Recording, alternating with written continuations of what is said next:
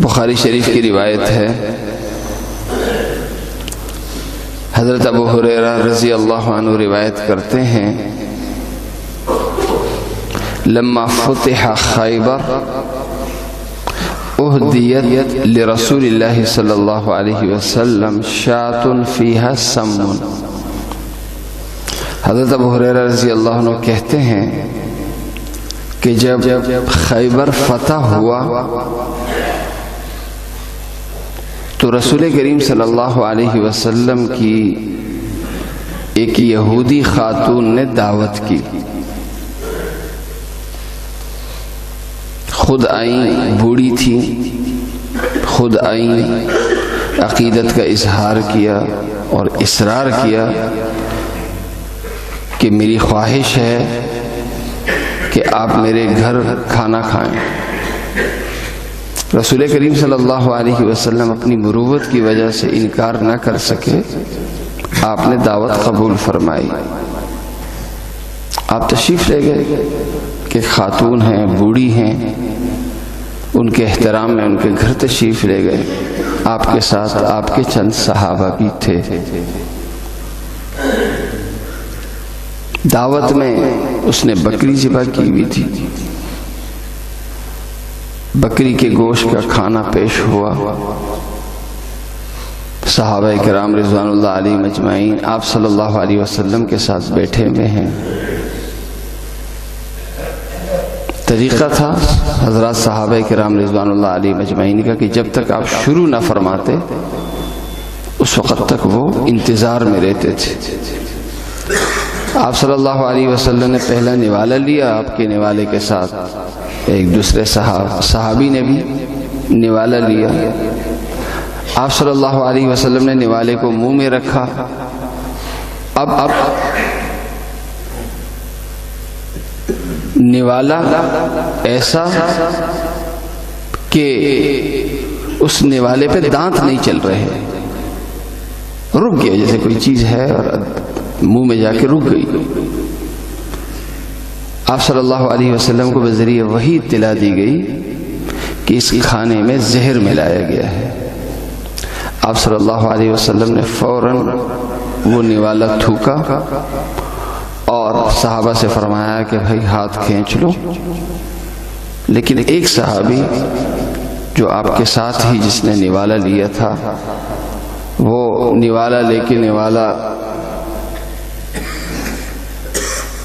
وہ نرم کر کے وہ نوالا اس کے پیٹ میں جا چکا تھا۔ بہرحال ان ایک صحابی کی تو شہادت ہوئی، باقی سب کی حفاظت ہوئی۔ جناب رسول اکرم صلی اللہ علیہ وسلم نے اس یہودی خاتون کو بلایا اور اس سے پوچھا کہ تم نے ایسا کیوں کیا؟ اس نے صاف کہہ دیا کہ آپ کی دشمنی میں کیا ہے، اور میں اکیلی نہیں، میرے ساتھ فلاں فلاں یہودی سردار بھی شامل ہیں۔ رسول کریم صلی اللہ علیہ وسلم نے چونکہ ان کے ہاں آپ مہمان تھے، رسول کریم صلی اللہ علیہ وسلم نے میزبان کے احترام میں آپ نے ان سے کچھ نہیں فرمایا، لیکن بعد میں جب صحابی کی شہادت ہوئی تو آپ نے پھر قصاصاً اس کے قتل کا حکم جاری فرمایا۔ اس روایت سے جو بات معلوم ہوتی ہے وہ ایک تو یہ کہ کسی غیر مسلم کے ہاں کھانا کھانا ثابت ہے، پیغمبر پاک صلی اللہ علیہ وسلم بھی غیر مسلم کے ہاں کھانا کھاتے تھے، ان کی دعوت قبول فرماتے تھے۔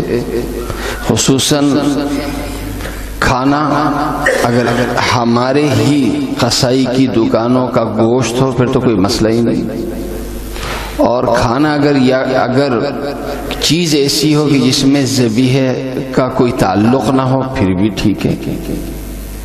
ہاں ذبیحہ ایسا ہو کہ جو غیر مسلم ملک کا ذبیحہ ہو، جہاں یعنی اسلامی ملک نہ ہو، وہاں حلال مسلمان قصائی کی دکانوں سے گوشت نہ ملتا ہو بلکہ غیر مسلم قصائیوں کے ہاں سے گوشت ملتا ہو اور حرام خنزیر گوشت بھی فروخت ہوتا ہو، تو ایسے وقت میں پھر غیر مسلم کے ہاں چونکہ حرام گوشت ملتا ہے، ایسے موقع پہ گوشت کے علاوہ آپ اور چیز کا اصرار کر سکتے ہیں کہ میں آپ کے ہاں کھانا کھانے تو آؤں گا لیکن گوشت کے علاوہ ہی کھاؤں گا۔ اگلی بات جو معلوم ہوئی وہ یہ کہ غیر مسلم کے ہاں کھانا کھانا اس کو معمول نہیں بنانا چاہیے، کیونکہ جو بھی ہے بہرحال یہ چیزیں خطرات سے خالی نہیں ہوتی، اور انسان کی زندگی میں انقلاب لانے والی بڑی چیز اس کا پیٹ ہے۔ پیٹ میں جیسے جاتا ہے اعمال کی صورت میں، اسی طرح اس کا اظہار ہوتا ہے۔ اللہ تعالیٰ مجھے اور آپ سب کو عمل کرنے کی توفیق عطا فرمائے۔ الحمدللہ رب العالمین۔